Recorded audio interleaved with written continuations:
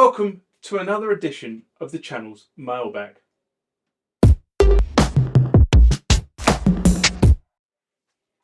So what is Mailbag? Well, Mailbag is the part of the channel that you guys actually control. It's based on comments, questions, general feedback that you guys leave either on the YouTube channel, the website, or through one of my social media feeds. Mailbag contains what I think the answer is, what I think my view of the comment is, or sometimes, I just throw it out to the wider audience and say, what do you guys think? That's what Mailbag is. So let's get in to the first mailbag of this session. Remember, like, comment, subscribe to the channel. Go over to Instagram and follow me there. Go over to Facebook, follow me there. That's where the normal notices are. And consider becoming a Patreon.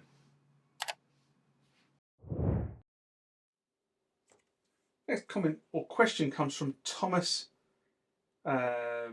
B. Hacker.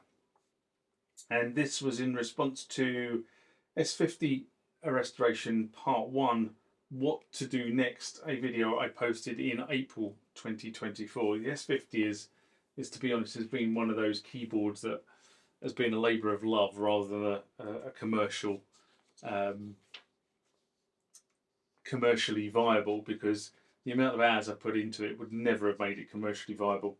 Anyway, the question is, I don't think that the old samplers were about lo-fi. I think it's more that they did the best they could with what was available at the time. Back when we used to dream about what it would be like to own the best of everything and then to be able to afford it. I'm right with you, brother. The old stuff does have its own sort of sounds, but sometimes it's also just more fun to use. Perfection isn't what we thought it would be. And I probably would agree with that last statement quite wholeheartedly. Everybody goes down the VST route because they wanted the crisp hi-fi sound.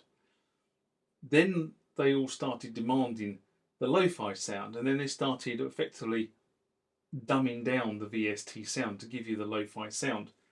Whereas actually, you could go and buy the keyboard for relatively cheaply and actually have the sound generated by the hardware.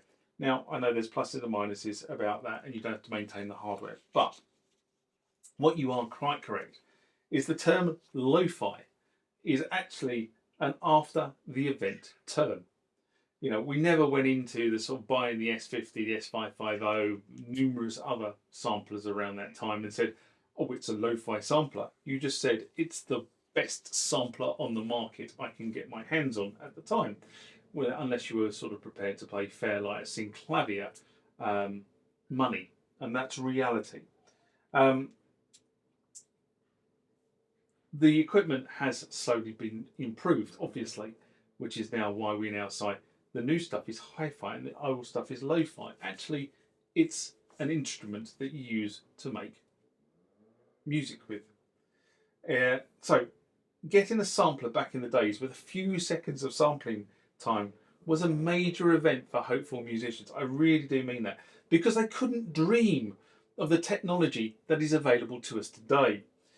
But in the hunt for perfection, we've lost sight of the fact that a lo-fi instrument has a certain rawness to it that cannot really be captured by the modern instrument. They do their best, and in some instances they are damn close to the original. I mean, the boutiques are so close to the original, it's actually quite scary.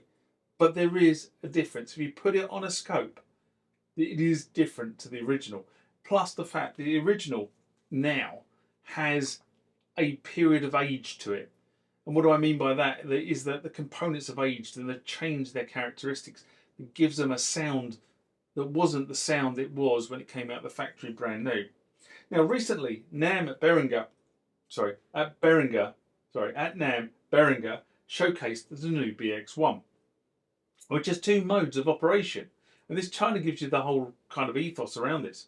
They have vintage operation, and normal operation. And the whole idea of this is to allow the musician to recreate the original sound. Now, I'm not just talking about Behringer and drawing on that as an example. It just so happens that when I wrote the response to this, I just read an article on the Behringer piece and said how other manufacturers are also now putting this feature onto some of their stuff. The boutique D05 has the same feature on it. You can have it in retro mode, and I can't remember what they call it now, but there's a retro mode and there's a hi-fi mode. The hi-fi mode recreates the sound but doesn't pass it through the kind of grungy D50 filters and DNA converters. But the other way around, it does. It really accurately mimics. So you get the D50 sound or you get a cleaned up D50 sound. Depends on what you're after. Next common question comes from Henrik Gustav. And this is in response to listen to the classic sounds of the cards of the Korg M1, a video I did in August 2020, right in the middle of the pandemic. And Henrik writes, is there a thunder sound in the effects card? And I kind of had to think about that one because it's a long while since I've actually had the M1 up and running. And more importantly, had the effect card actually in the M1 to be able to remember. So what I did was I quickly looked through the list of the tones that are on the card and for rain and storm and a number of combinations that use these. But I can't remember a specific thunderclap. There are rain and storm ones, you know, rain hitting the ground, sounds of a storm, but not a specific thunderclap. It's not spelled out specifically in the tone list, and unfortunately, I still haven't got the card out. I suppose I could actually fire it up because the M1 is in the rack over there. I could fire that up and find it out, but at the time of writing this, I didn't have the cards here, but I do now.